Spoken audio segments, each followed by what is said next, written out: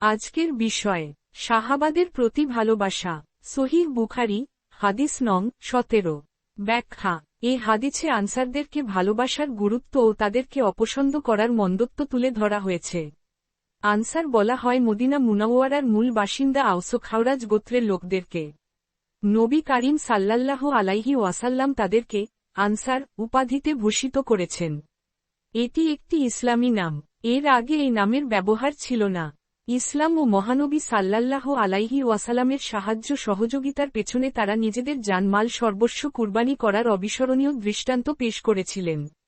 কিয়ামত পর্যন্ত এই নাম তাদের সে অমিত ত্যাগের স্মৃতিবাহী হয়ে থাকবে।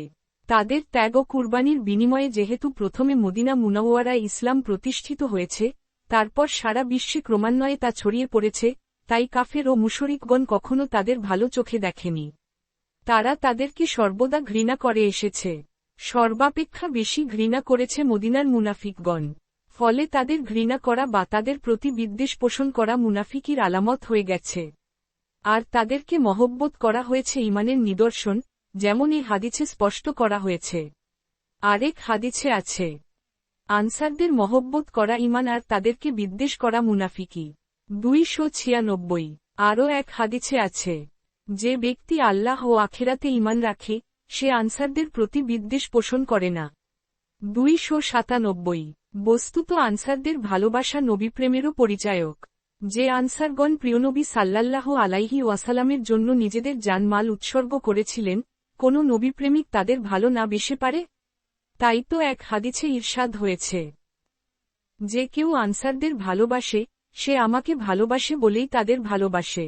আর যে কেউ আনসারদের প্রতি বিদ্বেষ রাখে, সে আমার প্রতি বিদ্বিষ্ট বলেই তাদের প্রতি বিদ্বেষ রাখে। 298। অপর এক হাদিসে আনসারদের প্রতি ভালোবাসা পোষণ করার পুরস্কার জানানো হয়েছে যে, যারা তাদেরকে ভালোবাসবে, আল্লাহ তাআলাও তাদেরকে ভালোবাসবেন। বোঝা গেল আল্লাহ তাআলার ভালোবাসা লাভের একটি বড় উপায় আনসারদের ভালোবাসা। অপরদিকে আনসারদের প্রতি ঘৃণা পোষণের পরিণতিও অত্যন্ত ভয়াবহ।